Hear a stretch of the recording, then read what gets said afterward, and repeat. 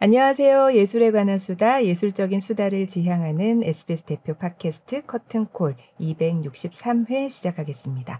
저는 아나운서 이병이고요. 오늘도 언제나처럼 SBS 문화예술 전문기자 김수현 기자와 함께합니다. 안녕하세요. 네, 안녕하세요. 커튼콜 김수현입니다. 네. 오늘 네. 들어오실 때부터 남달라. 네. 네. 영국의 유명 발레단이죠. 잉글리시 내셔널 발레단 수석무용수인 발레리나 이상은 씨와 함께 할 텐데요. 한국에서는 유니버설 발레단에서 솔리스트로 활약을 하셨고 독일 드레스덴 젠퍼 오페라 발레단 수석을 거쳐서 지금은 영국을 기반으로 활동하고 계십니다. 서울시 발레단 공연에 객원 수석으로 참여하기 위해서 오랜만에 한국에 오셨습니다. 반갑습니다. 네. 들어오실 때 너무 멋있어가지고. 그죠? 네.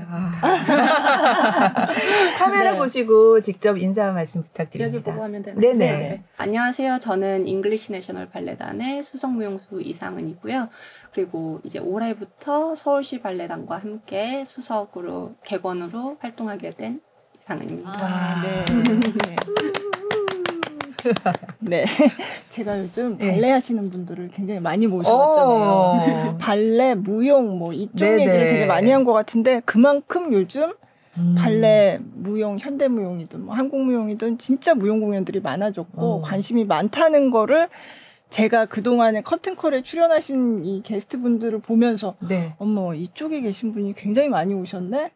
저 발레 그러니까. 채널 된 것 같아요. 발레 채널이 발레 채널은 아니고요. 많아서. 그죠? 요즘 네. 핫한 분들 모시다 보니까 네, 그렇게 됐어요. 그쪽 분들이 네. 많으시다. 진짜. 너무 좋은 일이죠. 네. 네. 또 대중화되는 것도 그죠. 쉽지 네. 않은 일인데. 네. 네. 올해가 데뷔 20주년이라면서요. 저 어제 며칠 전에 인터뷰하다가 알았어요. 아. 모르고 있다가 이제 언제 데뷔를 하셨죠? 그래서 한 2005년 그때 고등학교 20년, 졸업하고 네. 했었는데 그게 벌써 20년이 됐더라고요. 그러니까 그때 고등학교 졸업하고 유니버설 발레단에 맞아요. 입단해서 활동하고 계실 때 네. 제가 그때 봤었죠. 또 네. 했었구나. 네.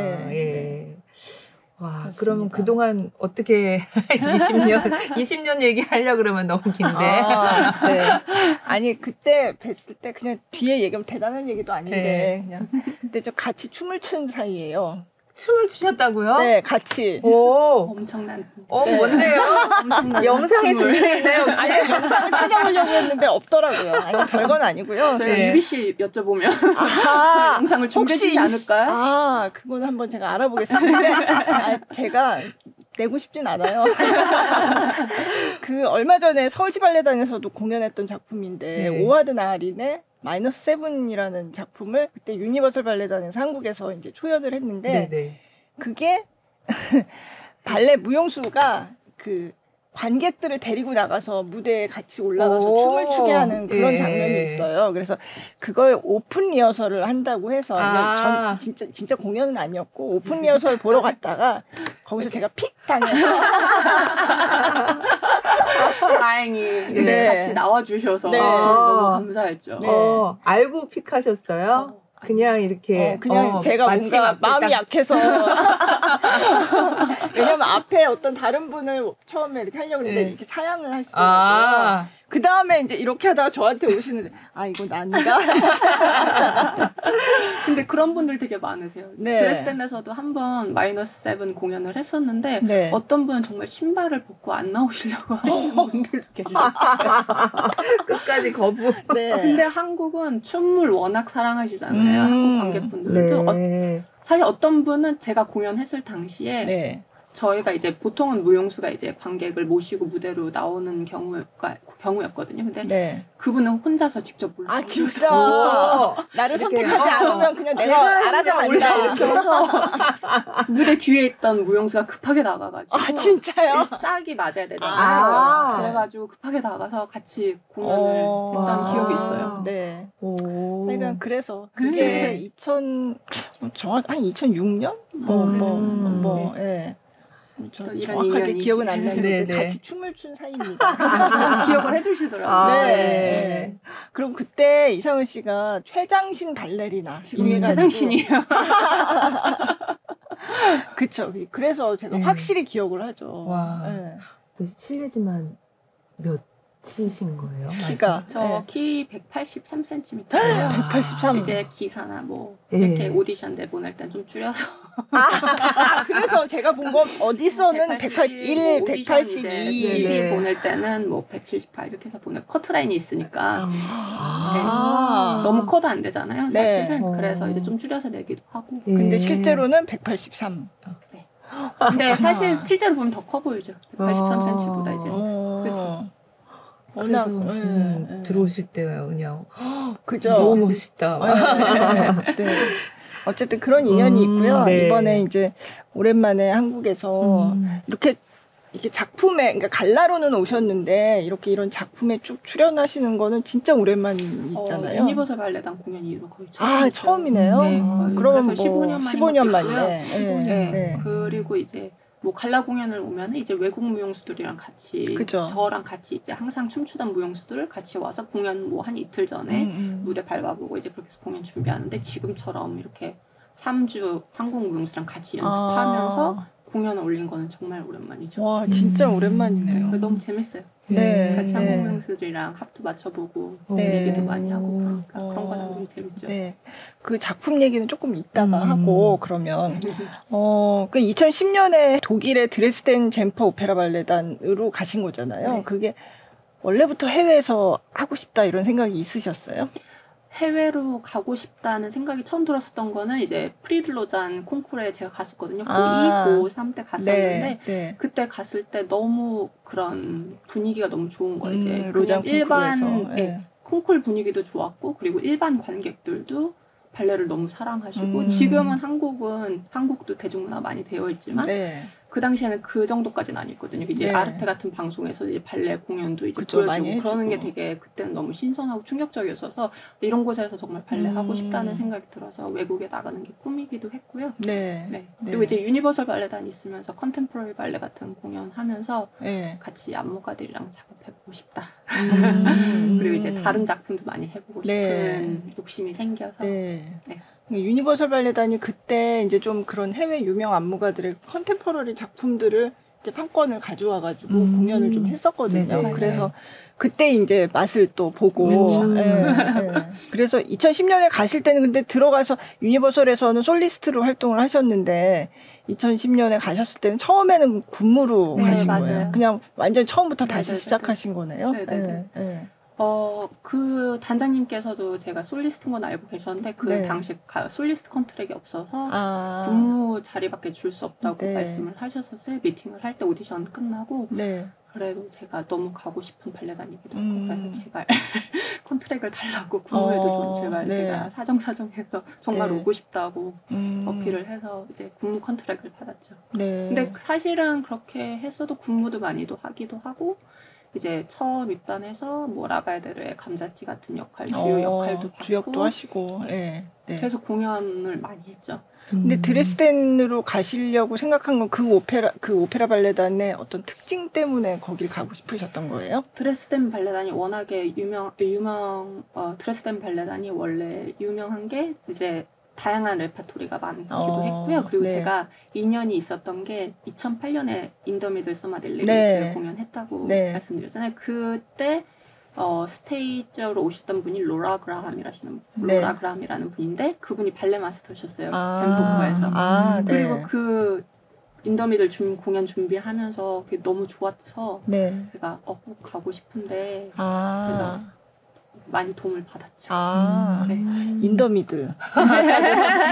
제가 시작하기 전에 인더미들 얘기했는데 그 인더미들 서머 엘리베이티드라는 작품인데 윌리엄 포사이드라는 안무가의 작품이에요. 근데 이게 한 그때쯤 이게 2008년에 이제 처음에 한국에서 공연을 했지만 그 전에 너무 유명한 작품이었어요. 그래서 발레 좀 좋아하는 사람들이면 뭔가 뭐 컨템포러리 현대적인 작품으로 뭔가 대명사 같은. 그래서 그거 봤어? 뭐 어디 뭐 영상으로 그거 멋있어 막 이래서 저도 오기 전에 이 얘기를 진짜 많이 들었어요. 근데 이게 제목이 길어서 그냥 인더미들 그랬어요. 이게 그때 한국 발레계, 무용계, 와. 관객들한테도 엄청난 화제였다고 그게 들었어요. 워낙 어려운 작품이기도 네. 하고 네. 그리고 판권을 갖고 오기 쉽지 않다고. 쉽지가 네. 않아요. 일단은 무용수 좋은 무용수들이 있어야 되고 네. 연습 기간도 있어야 되고 여러 가지가 되게 많이 필요한 네. 상황인데 그 판권 가져온 것 자체가 되게 대단한 일이었고 어. 공연을 또 한다는 것 자체가 무용수로서 그러니까요. 네. 그래서 제가 유니버설 발레단에 거기 하드털이 저 때문에 했을 거예요. 네, 네. 그래서 그 공연 어떤 공연인지 잠깐 보시라고. 화제의 네. 인더미들. 네, 네. 뭐 잠깐만 맛보기로 한번 보시면. 네.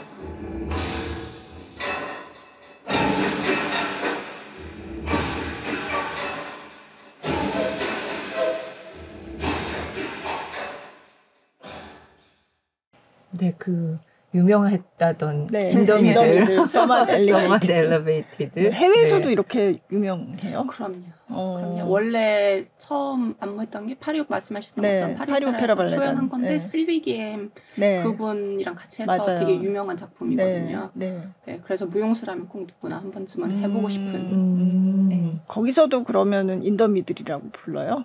줄여서? 저희는 인더미들이라기도 그러기도 하고 미들이라고 그러기도 그냥 하고. 미들. 네. 줄여서 부르는 거는 네. 뭐 다 비슷한가 봐요. 네. 아무튼 그때 그러면 이제 발레를 즐기시던 분들이 저런 것도 있는 거야 하고 그쵸. 깜짝 놀라신 거잖아요. 그렇죠. 네. 근데 또 직접 춤을 추시는 분 입장에서도 그 준비 과정이 되게 좋아서 이제 해외 가실 맞아요. 생각까지 하셨다 그랬는데 어떤 게 그렇게 좋으셨어요? 그 약간 영상 보시면 아시겠지만 약간 클래식 발레가 기본이기는 하지만 그 틀에서 조금 더 벗어나서 더 확장된 네. 움직임이 있어요. 그런 게 저한테 되게 잘 맞더라고요. 네. 제 네. 신체를 쓸 수 있는 게 이렇게 갇힐지 않고 더 크게 쓸 수 있는 게 되게 장점으로 다가오기도 했고 그리고 하고 나면은 작품이 굉장히 힘들거든요. 네. 근데 하고 나면은 그 밀려오는 뿌듯함 이거를 해냈다 하는 네. 그런 기분이 되게 들어서 더 많이 경험해보고 싶다는 생각이 들었죠. 네. 네. 그럼 독일 가서도 이 작품 공연하신 것 같던데요? 네, 네. 그리고 지금 보니까 너무 네. 아기 때 같고 좋았던 것도 있고 나빴던 것도 있고 아. 지금 막 너무 오랜만에 영상을 봐가지고 네, 네. 깜짝 놀랐어요. 그렇죠.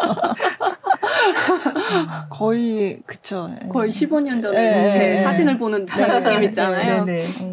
그러니까 저것도 찾아보면 있거든요. 드레스덴 젠프 오페라 맞아요. 발레단 하실 때 네, 거기서 공연했던 영상도 찾아보면 있습니다. 네. 찾아보시면 나와요. 네. 어쨌든 그래서 이제 원하던 그 컨템퍼러리 작품을 많이 하셨네요. 그럼 네, 가셔서. 가서 많이 있죠. 네. 윌리엄 폴사드 이제 인더미들 작품 말고도 네. Impressing the Czar 이 인더미들이 들어간 작품이에요. 사나로 이제 또 된 작품이 있는데 네. 그 작품도 하고 뭐 아티팩트 스위트라고 해서 국립발레단이 공연 한번 했더라고요. 네. 그 작품도 하고 그다음에 뭐 에너미 인 더 피규어 그 여러 가지 폴사이드 작품 굉장히 많이 있죠. 왜냐면 에런 왓킨 저희 단장님이랑 네. 폴사이드랑 관계가 좋으셔서 저희 단장님이 전에 윌리엄 폴사이드 컴퍼니에서 무용수로 계셨었어요. 네. 그래서 작품을 많이 가져오기도 하고 이제 EMB에서도 한국 들어오기 전에 이제 폴사이드 트리플 빌 공연을 하고 왔어요. 아 그렇구나. 네. 그래서 제가 이제 네. 말씀드렸던 것처럼 이제 작품하면서 안무가들이랑 꼭 작업을 해보고 싶다. 네. 그러니까 이제 현실로 꿈을 이루셨네요. 네. 네. 가서 이제 3주 동안 네. 안무가님 직접 모셔서 직접 지도해주시고 리허설도 해주시고. 네.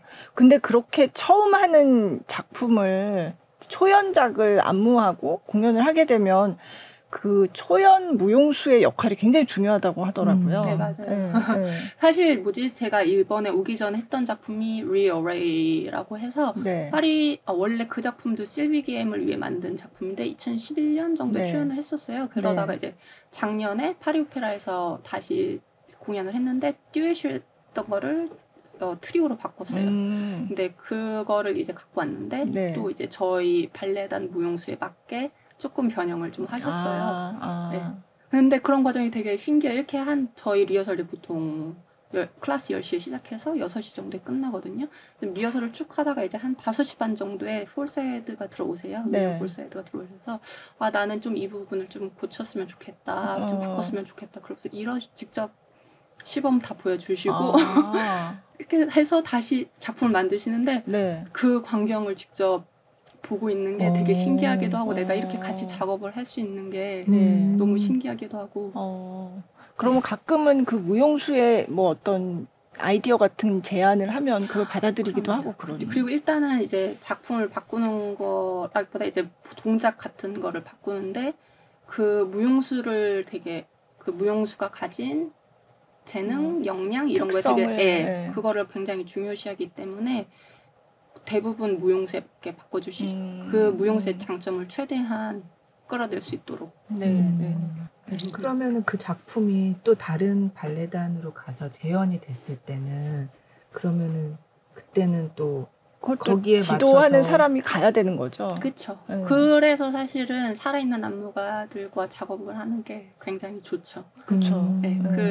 계속 바뀔 수도 있고 계속 이제 어떻게 보면은 변형된다기보다 뭐라고 할까요? 진화된다고 해야 되나요? 네. 그런 과정이 있으니까. 내가 했던 배역을 또 다른 누군가가 했을 때 뭔가 되게 뿌듯함을 느끼신다고 어디선가 봤던 것 같은데 그거는 맞아요. 저희 이제 드레스덴에서 출연했던 작품 중에서 The Four Seasons라고 데이빗 도슨 작품을 했었는데 막스 리히터가 이제 음악 해서 했던 건데 재해석해서 했던 건데 이제 그 작품이 되게 성공적으로 잘 맞췄어요. 그래서 이제 나중에 뭐 캐나다 내셔널 발레나 아니면 베를린 슈타츠오퍼 같은 발레단에서 공연을 했는데 이제 다른 무용수들이 이제 유명한 발레리나가 제 역할을 하는 거를 보면은 초연 무용수가 느낄 수 있는 그 뿌듯함. 그러면 이번에도 지금 그 서울시 발레단 거는 이번에도 요한 잉거가 와서 이제 지도를 해 주는 거잖아요. 제가 저번 주 언제 왔지? 20일인가? 저번 주 화요일 날 와서 연습을 시작했는데 이제 무용수들은 일주일 전부터 이미 안무를 배웠고요. 그 스테이저가 오셨어요. 칼 잉어라고 동생분이 오셔서 이제 작품 세팅하시고 저희 이제 지금 이제 런투로 시작했거든요. 처음부터 끝까지 쭉 이제 연습 시작해서 이제 공연 준비하고 있는데 다음 주쯤에 유한인과 안무가님 직접 오셔서 지도해 주시고 뭐 캐릭터에 대한 설명도 좀 더 해주시고 그러실 것 같아요. 이게 나갈 즈음에는 이미 이제 연습을 하고 개막 직전에 이게 개막 직전에 올라가는 거예요. 그 스테이저라고 한 그 말씀하신 그 역할을 하는 사람이 뭔가 그 지도해주는 사람 순서를 가르쳐 주시고 이제 리허설 진행을 해주시는. 그분이 안무도 이렇게 좀 봐주시고 하시는 거죠. 그분이 직접 안무를 하는 건 아니고 순서를 알려주시는 그런 게 있고요. 음악이나 뭐 카운트 아니면 동작 아니면 동선 이런 부분들. 그분은 그럼 다 머릿속에 있는 거네요. 그렇죠.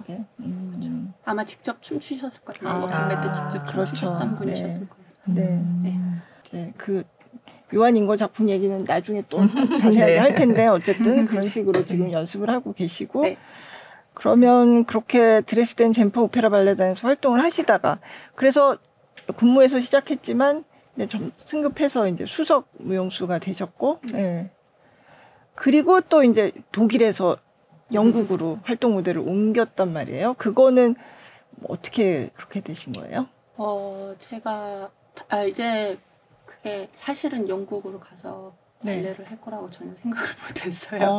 왜냐면 춤 스타일이 아니면 제가 했던 스타일이 조금 많이 다르기도 하고 어떻게 달라요? 워낙에 영국도 워낙에 전통이 있는 나라라서 저는 전혀 그쪽이랑은 아니고 저는 이제 선화에서 이제 바가노바 시스템을 러시아 쪽 그리고 이제 드레스덴에 있으면서 뭐 여러 작품을 하기는 했지만 뭐 많이 결이 다른 무용수다 보니까 조금 전혀 연구로 갈 생각을 못했는데 단장님이 옮기시게 됐어요. 잉글리시 내셔널 발레단으로 이제 그러시면서 이제 저한테 같이 하자고 말씀을 해주셔서 고민이 많이 되기는 했어요. 제가 사실 그렇게 어린 나이는 아니니까 이제 그때 옮기기에는 조금 늦지 않았을까라는 생각이 들기는 했었는데 워낙 좋은 기회이기도 하고 또 이런 기회가 있을 때 그래도 도전을 해보는 게 좋지 않을까 싶어서 근데 리드 프린시펄이라고 하더라고요. 그게 뭔가 그 발레단 무용수들의 그 뭐라 그러죠 등급을 나누는데 그 발레단마다 다 그 명칭이 조금씩 달라서 맞아요. 저도 몰랐어요. 저도 몰랐는데 갔더니 프린시펄이 있고 리드 프린시펄이 있는데 아마 조금 프린시플 되고 좀 더 경험이 많은 무용수들 이제 아니면 솔리스트에서 이제 막 프린시플 된 친구들도 있잖아요. 그런 친구들은 이제 프린시플로 있고 조금 더 경험이 많은 주요 무용수들은 리드 프린시플로. 그러니까 저도 리드 프린시플을 처음 또 들었어요. 그러니까 보통 프린시플을 수석이라고 번역을 하는데 맞아요. 근데 리드 프린시플은 뭐라고 하나요? 그럼 진짜 수석? 찐수석. 최고 수석? 가보시니까 어떠셨어요? 조금 많이 긴장이 됐죠. 사실 이제 저도 경험이 있는 무용수기는 한데 이제 또 새로운 곳에서 시작을 한다는 게 쉽지 않았고 그리고 말씀드렸다시피 영국 그 전통이 있는 무용계라서 저를 어떻게 받아들일지가 되게 고민이 많이 됐던 것 같아요. 걱정이 많이 됐었던 것 같아요. 혹시나 안 좋아하면 어떡하지. 근데 그런 고민은 항상 있었던 것 같아요. 뭐 사실은 장점이기도 하고 단점이기도 한데 제가 키가 크잖아요. 이제 키가 커서 더 좋아해 주시는 분들도 계시고 또 키가 커서 이 역할이랑 좀 안 맞는 것 같은데 하고 조금 선호하지 않는 분들도 계시고 그거는 제가 항상 안고 가야 하는 과제여서 그렇기 때문에 조금 그래도 또 영국에 가서 한다는 게 조금 고민이 되기는 했는데 다행히 저번 시즌을 잘 맞춰서 키 얘기가 나왔으니 말인데 정말 키 때문에 고민하신 적도 있다면서요 어릴 때. 사실은 발레 하기에는 많이 큰 편이니까. 보통 그러면 어느 정도를 발레하기 좋은 키다 이렇게 얘기해요? 보통 발레단에서 찾는 무용수 키는 여자 무용수 키는 168 정도였던 것 같아요. 한 뭐 165에서 173 사이. 제가 키는 비슷한데.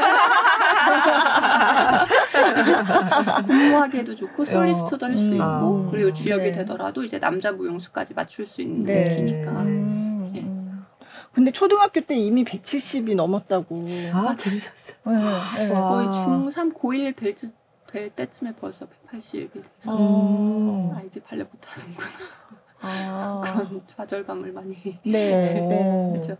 근데 발레가 많이 좋았던 것 같아요. 지금도 좋기도 한데 그냥 계속 하고 싶다는 생각이 들었었고 그리고 좋은 선생님들을 많이 만나고 멘토들도 많이 있었어서 계속 꿈을 쫓아갔던 것 같아요. 해외에서도 크신 편인 거죠.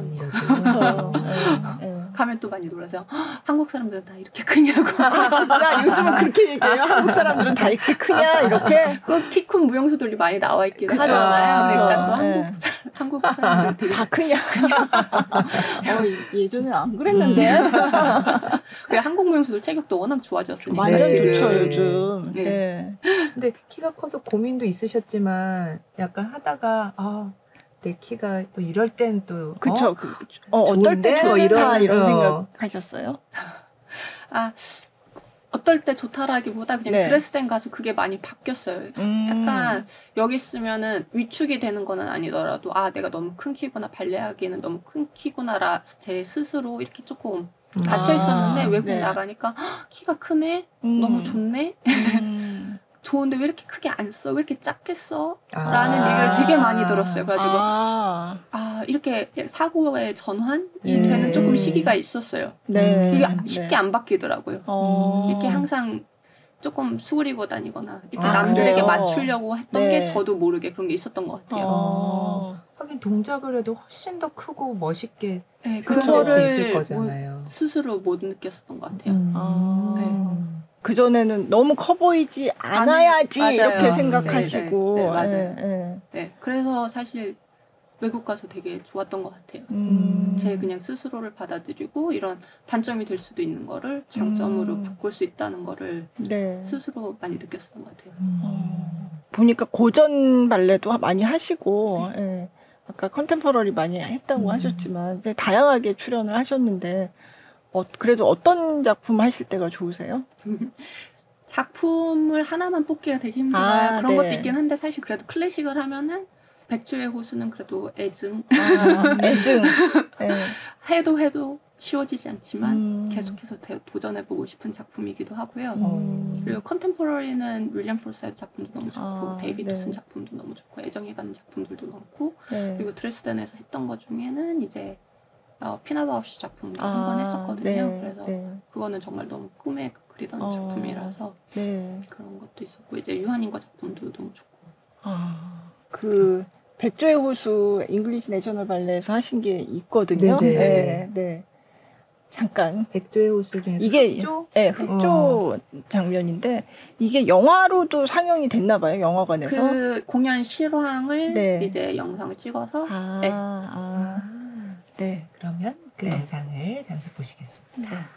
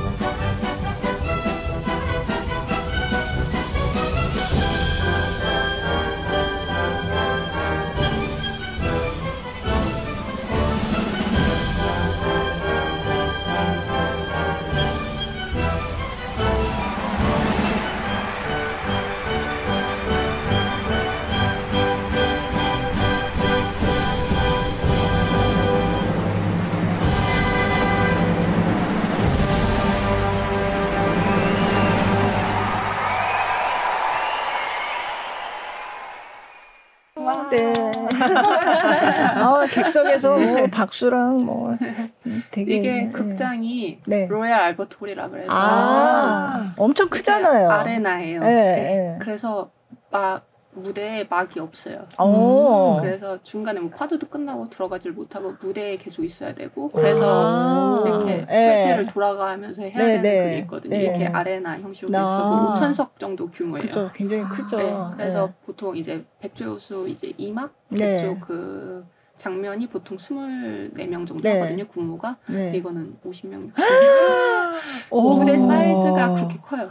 보통 무대의 2배, 3배가 되는 무대 사이즈라서. 그렇구나. 거의 200명 정도 돼요, 출연진이. 전체가. 근데 보면은 굉장하겠는데요. 그래서 움직여야 되는 동성도 굉장히 크고요. 그러면 이 흑조 장면이 사실은 굉장히 사람들이 좋아하는 장면이잖아요. 맞아요. 저 32바퀴 맞나요? 네, 맞아요. 네, 32회전 후회 때. 보는 나도 어지러운데 괜찮아. 너무 무식한 질문 괜찮으세요? 보면 이게 무대가 원래 보통 이제 무대에서 프레트를 하거나 그러면 스팟이라고 해서 항상 앞에를 보면서 돌아서 어지럽지는 않은데 아레나다 보니까 이렇게 앞에 뒤에 구분이 없어요.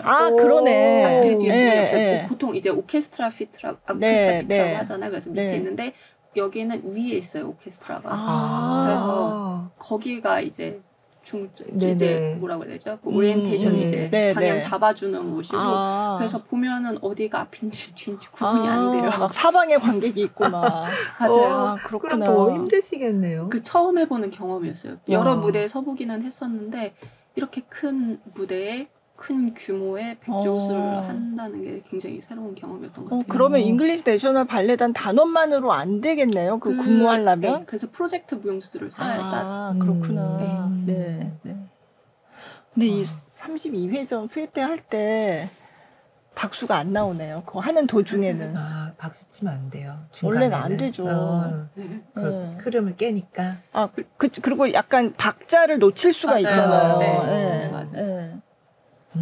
네, 그래서 알아두셔야겠습니다. 네. 사실 클래식 음악보다는 훨씬 그래도 중간에 뭐 이렇게 한 장면 이렇게 딱 끝나면 박수 치기도 하고 맞아요. 그래서 좀 더 유연하게 박수를 치기는 하는데 그래도 이 발레 무용수가 뭔가 연기를 하고 있는 중에는 안 하면 좋겠다는 생각이 그게 맞는 거잖아요. 네. 좋으니까 사실 박수를 치고 싶죠. 맞아요. 저희도 맞아요. 마음은 안 돼. 감사하죠. 아니면 약간 막 응원, 너무 힘든데 저렇게 계속 막 이런 느낌. 근데 발레 이 무용수가 계속 이렇게 뭔가 연기를 하고 있을 때는 좀 기다려서 그게 좋다. 작품의 흐름상. 그렇죠. 흐름이 끊어지기도 하고 좀 집중력이 흩어질 수도 있을 것 같기도 하고. 어쨌든 푸에 때 보니까 갑자기 생각이 나서 좀 너무 좋아하시니까 요즘 좀 몇 바퀴만 돌면 그때부터 막 박수가 나오고 그러거든요. 드라마 발레는 그래서 인사가 없어요. 그래서 일부러 인사를 빼 작품의 흐름이 끊겨서. 맞아요. 그 감정선에 들어가야 되는데. 그죠. 흐름이 끊기니까 그거를 계속 연결해서 그래서 보통 마지막 이제 작품 다 끝나고 나서. 그러니까 완전히 막이 딱 내려가고 그냥 나중에 인사를 하는 거잖아요. 그러니까 좀 드라마가 진행될 때는 좀 박수를 좀 치고 싶어도 좀 기다려 주시면 좋겠습니다.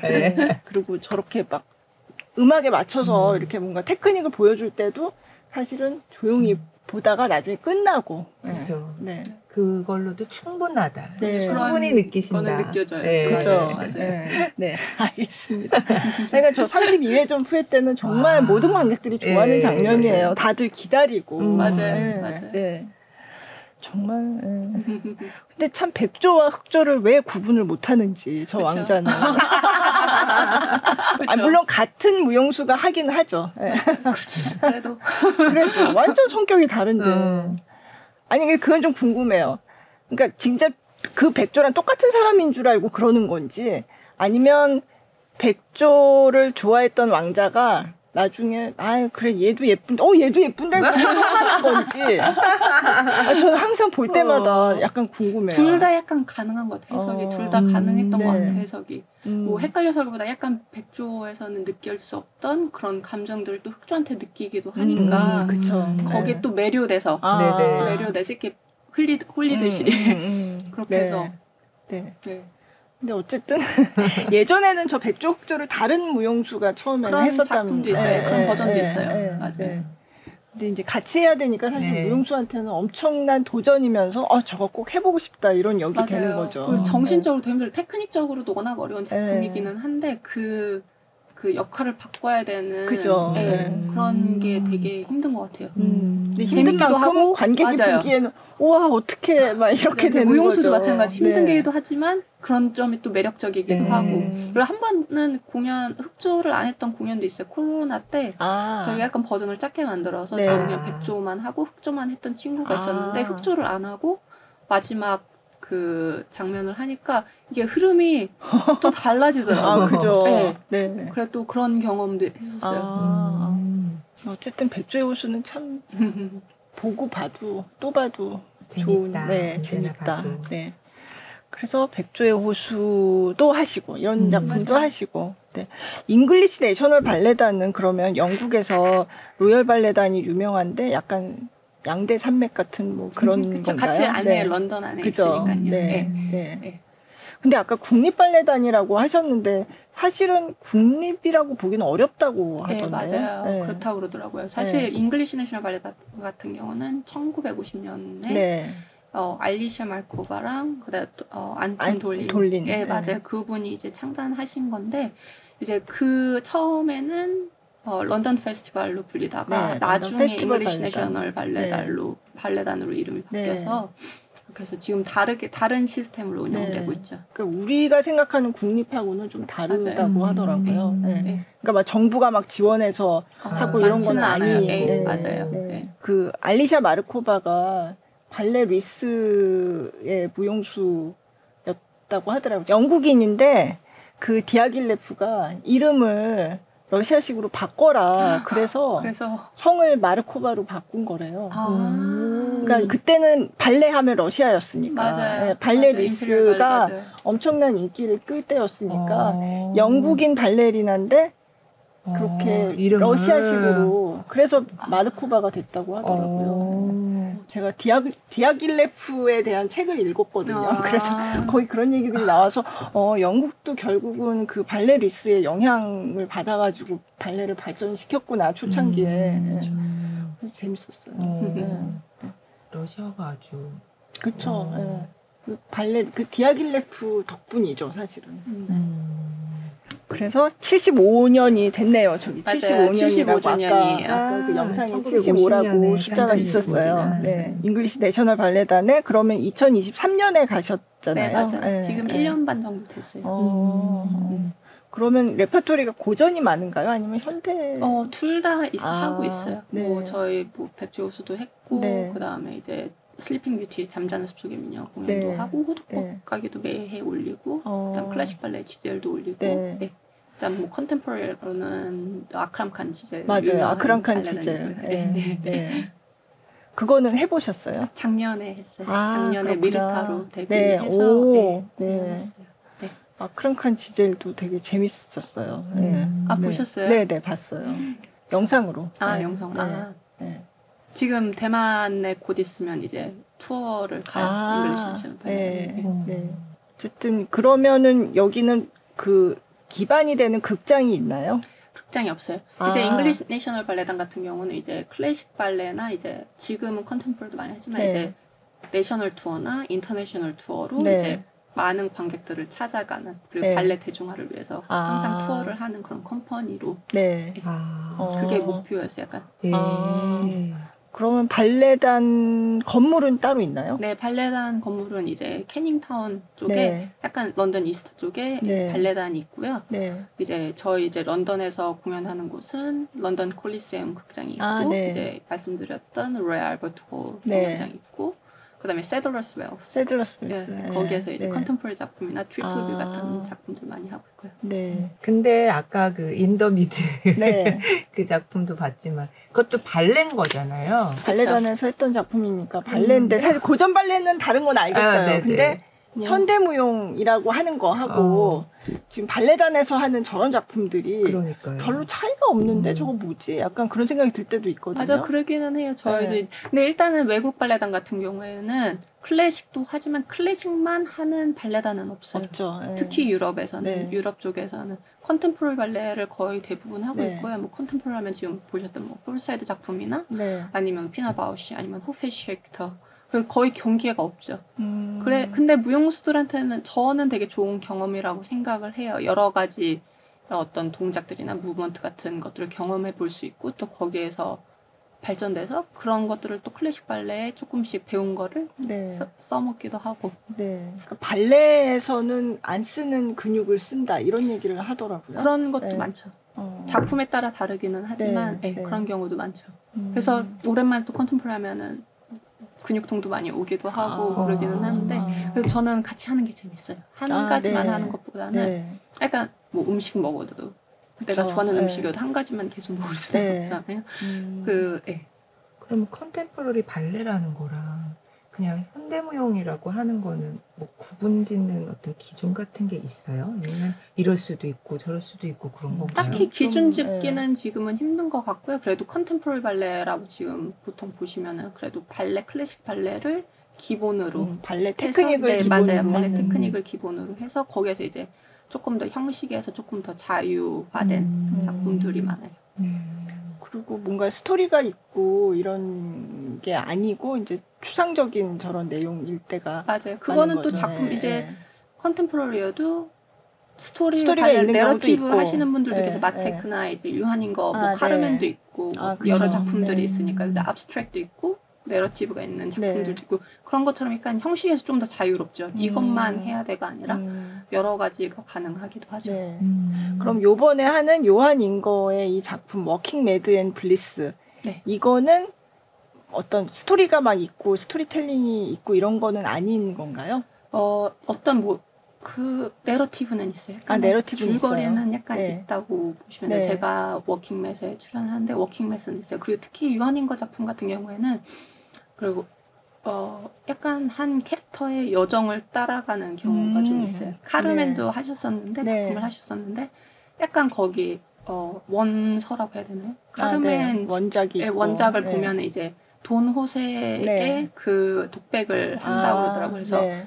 그 돈 호세의 여정을 따라가는 작품으로 각색을 하셔서 일반 네. 네. 그렇게 그런 해서 식으로 그런 스토리가 식으로 있기는 있어요. 하네요. 네. 블리스는 그러니까 이게 두 작품을 묶어서 공연을 하는 거잖아요. 네, 저는 블리스니까? 이제 워킹맨에만 출연하고 블리스는 저도 아직은 못 봤어요 작품을. 네. 그럼 이런 거를 더블빌이라고 하나요? 그렇죠. 두 작품. 두 작품이니까. 들어가는 그러니까 거죠. 이런 게 세 들어가면 작품이면 트리플빌. 트리플빌. 오늘 상식이 많이 네. 그래서 서울시 발레단이 사실 컨템퍼러리 발레를 표방하고 만들어진 단체잖아요. 맞아요. 네. 근데 컨템퍼러리 발레만 하는 발레단이 해외에 많이 있나요? 없지는 않지도 하죠.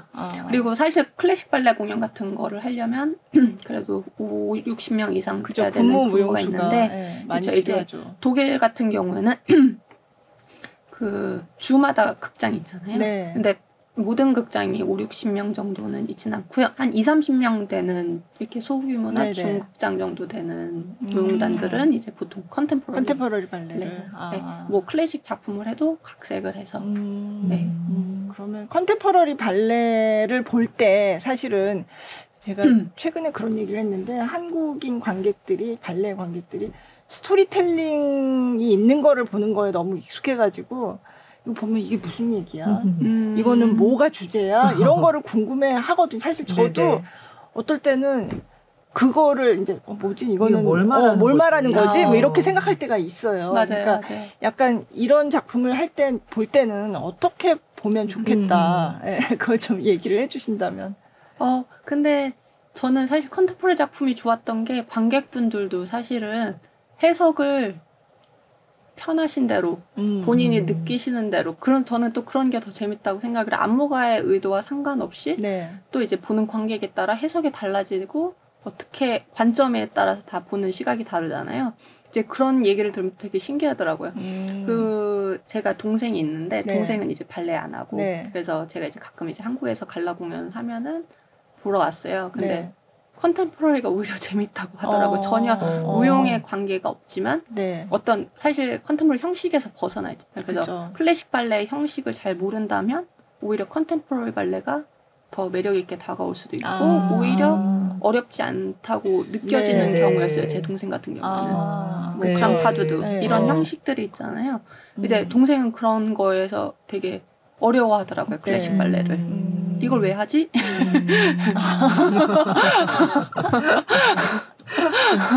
저 클래식 발레에서 약간 그 줄거리랑 상관없이 그냥 보여주려고 하는 장면들이 있잖아요. 그런 형식에서 또 오는 아름다움이 있기도 하고 이제 관객분들의 이제 취향에 따라서 보시면 되는 거니까. 어쨌든 아직은 이제 고전 발레에 훨씬 익숙하신 분들이 많으니까 발레 관객 중에서. 근데 외국도 마찬가지 사실은. 외국도 고전 발레가 좀 더 익숙하기도 하고 뭐 제목이나 음악 같은 경우는 이제 모든 사람들이 다 아니까 그래도 한번 보러 가고 싶다라는 생각이 드는 게 클래식 발레인 것 같기도 하고 이제 컨템포러리 같은 경우는 이제 작품 제목도 낯설고 이제 작품도 또 좀 보고 가고 그래야 되니까 사실 그래서 서울시 발레단 창단이 좀 의미가 있는 게 저도 사실 컨템포러리 공연을 찾아서 막 보러 가지는 않는데 이제 런던에 있으면 극장에서 하는 공연들은 어느 정도 검증이 된 작품들 있잖아요. 세들러스 웰스 같은 극장에서 하는 작품들은 이제 저 좀 찾아보고 싶고 어느 정도 검증이 된 작품들이니까 가서 봐야 되겠다.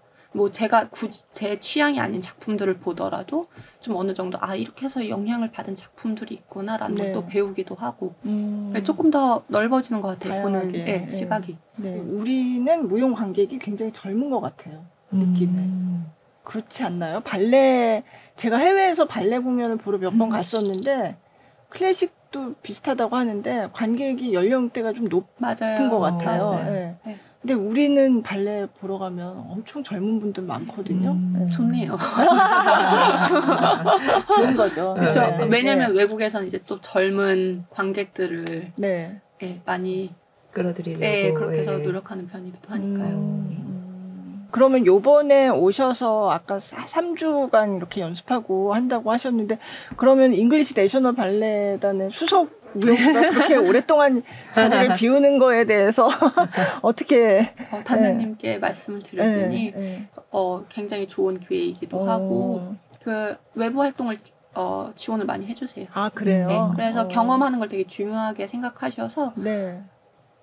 나가서 많이 연습하고 오라고 해주셨죠. 또 다행히 시간에 맞기도 하고 그래서 네. 요한 인거는 2년이 있다면서요. 네. 저희 드레스덴에 있을 때 네. 작품을 했었어요. 2013년에 워킹맷 작품을 했는데 네. 그 당시에는 제가 이제 입단하고 3년 차니까 경험이 많이 없었잖아요. 그래서 네. 이제 언더스터디 대역으로만 작품을 배웠고 그 당시에 이제 계셨던 주역분들이 작품을 다 하시고 네. 저는 3년 뒤 2016년에 공연을 했죠. 그러기도 하고 그 뒤로도 이제 계속 오셔서 카르멘 작품도 하시고 피어겐트 작품도 하시고 또 잉글리시 내셔널 발레단에서 또 같이 작업하시고. 네. 그래서 이번 공연에 꼭 이상은 씨가 와야 된다고 요한 인거가 먼저 얘기했다고 하더라고요. 네. 와, 어떠셨어요? 저는 영광이죠. 저는 너무 영광이죠. 네. 작품 너무 좋아하는 작품이기도 하고 네. 또 이제 네. 한국에서 같이 연습하면서 관객분들께도 선보일 수 있으니까 저는 너무 영광이죠. 음악은 뭐예요? 음악 워킹맷 작품 음악은 볼레로고요. 볼레로만. 네, 그리고 또 음악 트랙이 하나 더 있어요. 아르보 페르트. 네, 맞아요. 네. 그 뒷부분에 나온다고 저는 하더라고요. 그 라스트 듀엣 그 음악에 맞춰서 하는 것도 있고요. 그럼 3주 동안 같이 하시잖아요. 네. 여러 번 이제 공연을 해보셨으니까 뭐 어떤 과정들을 같이 하시는지 뭐 좀 이렇게 좀 알려주고 약간 분위기를 오히려 친구들이 많이 도와줬어요. 무용수들. 제가 이제 일주일 조금 늦게 합류했으니까 제가 작품을 하기는 했었어도 한 8년 전에 했던 작품이잖아요. 그래서 좀 기억하는 부분도 있기도 하지만 또 다른 스테이지한테 배웠거든요. 그래서 조금 다른 부분도 있고 또 작품이 바뀐 것도 있어요. 약간 순서나 이런 게 조금 바뀐 것도 있어서 그 서울시 발레단 무용수들이 엄청 많이 도와줘요. 이제 뭐 같이 작업하는 거는 이제 남자 무용수 한 분이 계신데 이정우 무용수님이 계신데 이제 그분이랑 같이 이제 호흡을 맞춰야 되니까 이런저런 얘기 많이 하면서 합을 맞추고 있는 중입니다. 그 친구가 너무 처음에는 어려워해서 그렇구나. 근데 지금 많이 익숙해지기도 하고 장난도 많이 치고 그래요. 이번에 네덜란드 국립발레단의 그 최영규 씨도 온다면서요. 그분도 그러니까 진짜 요즘 웬만한 해외 발레단에 보면 다 수석에 한국인들이 있어요. 그리고 또 수석으로만 계신 게 아니라 거의 간판으로 계시니까 진짜. 그래서 정말 예전에 비교하면 정말 언제 이렇게 됐지? 저도 어떨 땐 좀 신기하거든요. 왜냐하면 제가 처음에 이 발레 맡아가지고 할 때는 정말 그때 저희 출연도 하셨지만 그때 국립발레단 수석무용수였던 김용걸 씨가 파리 오페라 발레단에 이제 군무로 들어가서 그때 활동하고 그때는 이렇게 해외 발레단에 입단해서 활동한다는 것 자체가 너무 어려운 시기였단 말이에요. 근데 요즘은 물론 세월이 좀 흐르긴 했지만 진짜 너무 한국 발레 전성기가 아닌가? 약간 한국 발레 하는 그 무용수들의 그 기량이나 이런 걸 봤을 때는 진짜 이제 그분들이 이제 닦아놓으신 게 있어서 김영걸 교수님도 계셨고 김지영 교수님도 계셨고 이제 외국에서 이제 처음 그보다 더 선배는 이제 강수진 강수진 단장님이나 뭐 아니면 문은숙 단장님 같은 분이 계셨고 근데 어느 순간부터 너무 해외 발레단에 한국인들이 많이 활동을 하고 계신 거예요. 네. 어떤 비결이 뭘 같으세요? 일단 열정. 무용수들 열정도 너무 대단한 것 같고요. 그리고 사실 되게 발레 교육을 되게 잘 받은 것 같아요. 기본기가 너무 좋으니까. 일단은 기본기를 잘 쌓아놓으면 그 뒤에 배우는 것들이 사실은 스타일을 바꾸는데도 그렇게 조금 시간이 걸리더라도 그렇게 큰 어려움이 있지는 않는 것 같아요. 네. 제가 봤을 때는 잘은 모르지만 이제 네. 그리고 네, 너무 좋죠. 저는 이제 한국 무용수들 보면서 그리고 또 무용기가 좁기도 하잖아요. 그래서 네. 다른 이제 안무가들 다른 발레단에서 있다 작품하고 이제 발레단에 오셔서 네. 이 무용수 아니냐고 너무 잘한다고 그런 얘기도 많이 듣고 네. 나도 팬이라고. 그러게요. 진짜 한국 사람들 대단해요, 진짜. 네. 영상이 하나 더 있는데 국립발레단에서 활동하다가 체코 국립발레단에서도 춤췄던 김윤식 씨 이제 발레리노였는데 네네. 지금은 이제 이 사진 작가로 더 유명한 분이에요. 저희 이 프로그램의 초창기에 나왔었어요. 네. 또 네, 사진을 네, 저는 네. 못 뵀는데. 그래서 이제 사진을 이제 주로 발레 사진을 많이 찍으시죠. 워낙에 잘 아니까. 네네. 네. 근데 그분이 찍은 사진을 가지고 영상을 이렇게 작업해 놓은 게 있더라고요. 와. 그래서 그걸 좀 틀어서 보자고 제가 허락을 받았어요. 네네. 그래서 김윤식 작가가 찍은 이상은 발레린. 이게 약간 프로필 영상 같은 그런 건가요? 어떻게 그렇죠. 찍게 되신 거예요? 그때 김윤식 작가님이 프라하 국립발레단에 계셔서 드레스덴이랑 기차 타고 2-3시간 정도밖에 안 돼요. 그래서 공연도 보러 오기도 했었고 이제 오면서 같이 촬영했으면 좋겠다고 해서 같이 작업을 했죠. 근데 작업 결과가 너무 좋아서 저도 감동을 받았죠. 네. 볼까요? 잠깐 보겠습니다.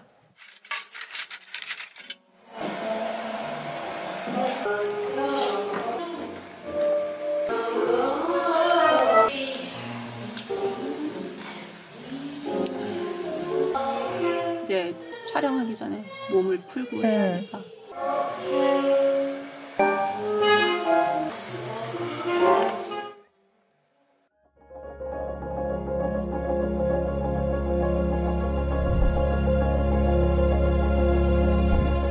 사진을 찍는다고 해도 어느 정도 좀 몸을 풀어야 그 사진이 잘 나오기도 하고 그리고 몸에도 무리가 안 가고 그래서 항상 조금씩 몸을 풀면서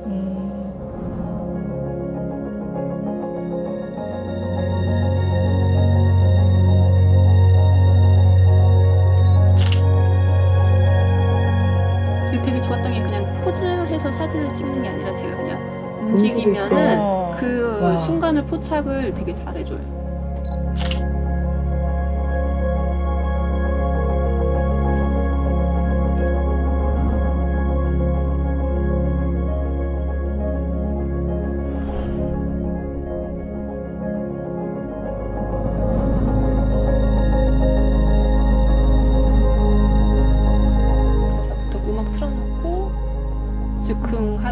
하듯이 이제 움직이면은 윤식 작가님이 촬영을 해주시고 이제 피드백도 주시고 이제 조명이나 가끔 이렇게 벗어날 때가 있기도 하고 그래서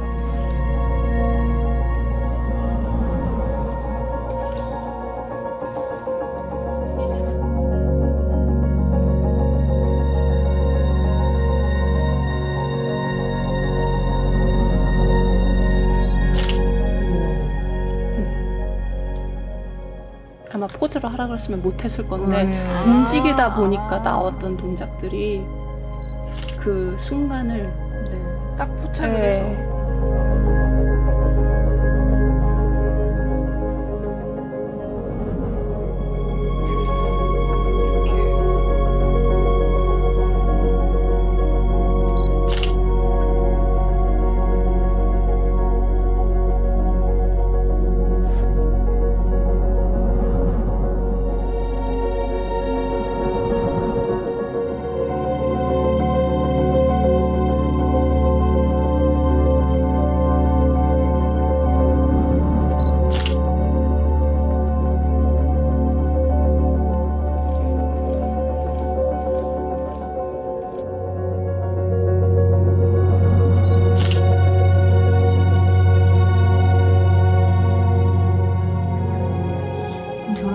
제안을 해주시는 거예요, 작가님? 의상은 제가 갖고 있던 옷들을 갖고 와서 근데 또 옷을 직접 보고 이게 좋겠다 이렇게 해서 활용해보면 어떨까요? 하고 뜯었고 저희 전에 있던 발레단 드레스덴 스튜디오에 짐 싸는 것까지. 네, 드레스덴 젠퍼 오페라 발레단에 계실 때 네. 그때 아, 김윤식 멋있다. 작가가 찍은 네. 네. 확실히 아는 분이 찍으니까. 그쵸. 네. 네. 어쩔 때 멋있다는 걸 딱 그렇죠.洞察을 편하죠. 가져. 네. 그냥 이 포즈로 해주세요가 아니라 그냥 자연스럽게 움직여봐 이러고 이제 그 중에서 포착을 해서 네. 그 포착을 하는 게 되게 어려운데 네. 그거를 항상 잡아내더라고요. 작가의 참 감각이 대단하시네. 그래서 나오셨다니까요. 여기. 네. 그래서 네 저런 작업도 같이 하고 김윤식 씨도 원래는 발레리노로 활동하던. 네. 근데 한국에서 그 고등학교 졸업하고 바로 유니버설 발레단에 입단하신 거잖아요. 네. 근데 대학을 갈 생각은 그때는 안 하셨어요? 원래는 대학을 가려고 공부를 엄청 열심히 하기는 했었어요. 네. 근데 외국 발레단에 가고 싶다는 생각이 들고 나서부터 네. 빨리 나가고 싶어서 대학은 나중에 가도 되지 않을까라는 생각이 있었어서 네. 그리고 무용수가 이렇게 오랫동안 할 수 있는 직업이 아니잖아요. 다른 직업처럼. 네. 그래서 그 시간이 너무 아까워서 빨리 이제 프로 무용수 경험을 하고 싶어서 입단을 결정을 했었죠. 네. 요즘은 그렇게 그냥 되게 빨리 프로 무용단에 들어가서 활동하시는 분들이 많이 있는데 그때만 해도 그렇죠. 적었죠. 많이 네. 없었죠. 네. 네. 네. 이제 외국 같은 경우는 보통 이제 학교를 졸업하고 바로 입단을 그죠. 하면은 네. 만 18, 만 맞아요. 19 이런데 이제 대학을 갔다가 제가 대학을 졸업하고 4년을 있다가 또 한국 발레단에서 몇 년 정도 경험을 쌓고 나가기에는 네. 너무 늦지 않을까라는 생각이 들었어서 네. 그때 입단 결정을 했었는데 부모님이 걱정을 많이 하셨어요. 아, 나중에 발레 그만두고 나서 네. 힘들지 않을까라는 걱정이 많았어서 네, 반대를 많이 하셨었는데 그 뒤에 공부를 하셨다면서요?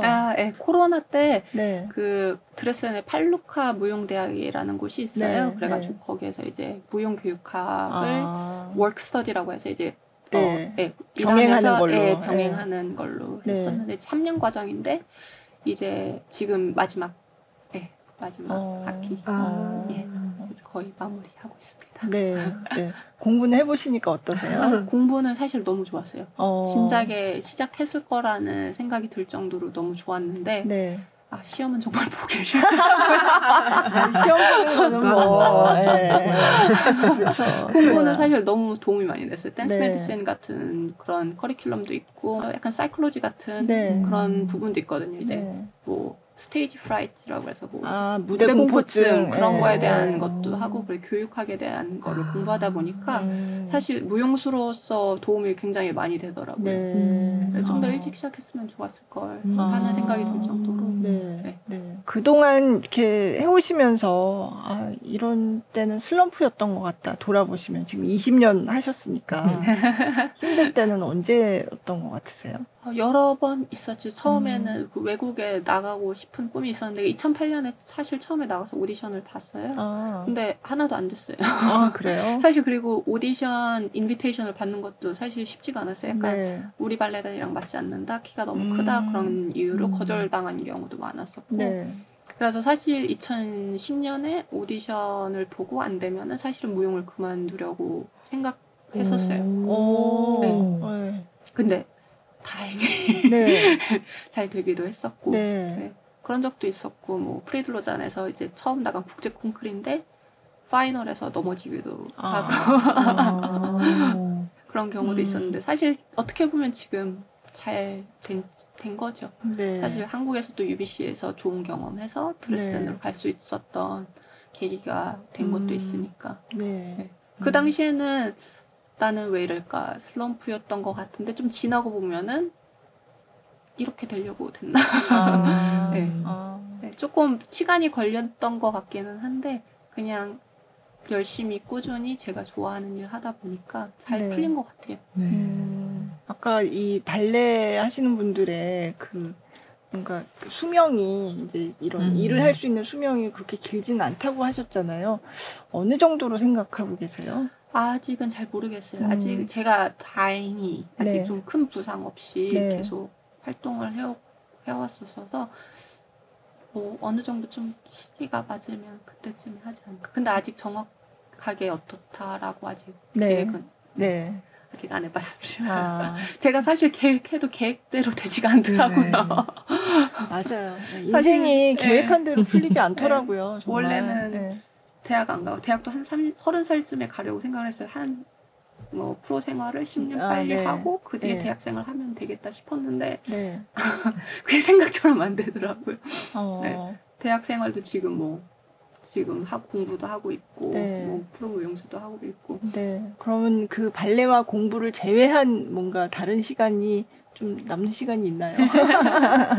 이제 뭐 런던에 있으면서 이제 공연 같은 것도 자주 보러 가고요. 전시나 네. 공연 같은 거 있으면 워낙에 네. 문화의 중심지다 보니까 네. 볼 게 너무 많아서 뭐 콘서트도 가고 그런 경우도 있고요. 그리고 아니면 뭐 친구들이랑 만나서 맛있는 거 먹고 네. 수다도 떨고. 네. 발레가 왜 그렇게 뭐가 그렇게 좋으셨어요? 네. 발레를 하면은 어렵잖아요. 발레가 되게 어려운데 딱 시작을 하면은 다른 잡생각이 아무것도 안 들더라고요. 근데 뭐 걱정 뭐 그런 것들 전혀 없고 그냥 발레만 집중할 수 있는 거 자체가 되게 좋았어요. 그리고 약간 되게 나중엔 약간 명상 같은 것처럼 그런 느낌이었어요. 그래서 그거를 계속 하게 되더라고요. 어렸을 때도요? 어렸을 때 그 집중하는 게 너무 좋았어요. 그 어렵지만 그 집중하는 시간이 너무 좋았어요. 오로지 그 거기에만 집중할 수 있는 게. 이렇게 몰입. 네, 맞아요. 네. 네. 그것도 사실 공부를 하면서 배웠어요. 아. 그 경험을 했는데 그런 또 네네. 티오리가 있다는 거를 듣고서는 네. 되게 신기했죠.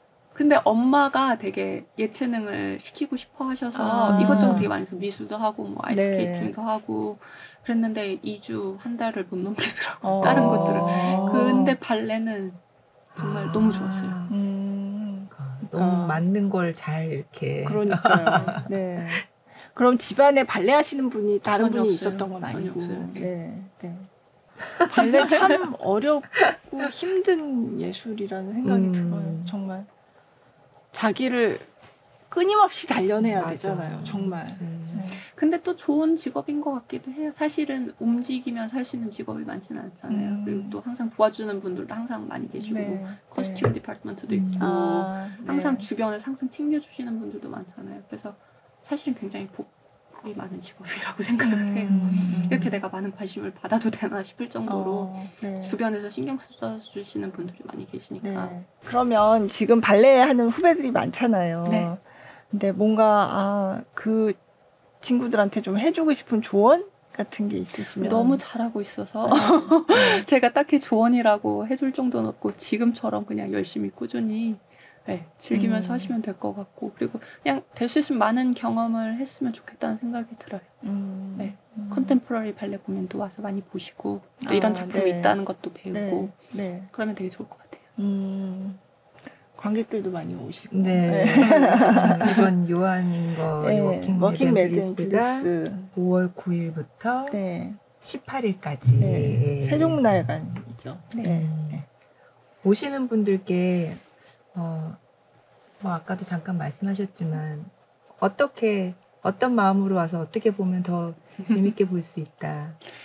저는 요한인거 작품이 되게 좋은 게 이렇게 보면은 여러 가지 인간들의 감정을 되게 솔직담백하게 표현을 하셨어요. 무용으로. 근데 그런 걸 보면은 누구나 어떤 감정이 느낄 수 있으실 것 같아요. 네. 이제 그런 걸 경험을 해보셨으면 좋겠어요. 뭐 내가 어려서 즐거웠던 때도 있었고 혼자 외로웠을 때도 있었고 다 다른 사람들은 앞서 나가는데 나만 제자리에 혼자 뒤떨어진 느낌도 있고 나만 새로 도전하지 못한 적도 있고 그런 것들이 여기저기 이렇게 심어져 있어요. 이제 그런 것들을 보시고 이제 느끼는 감정들을 나도 그랬었지.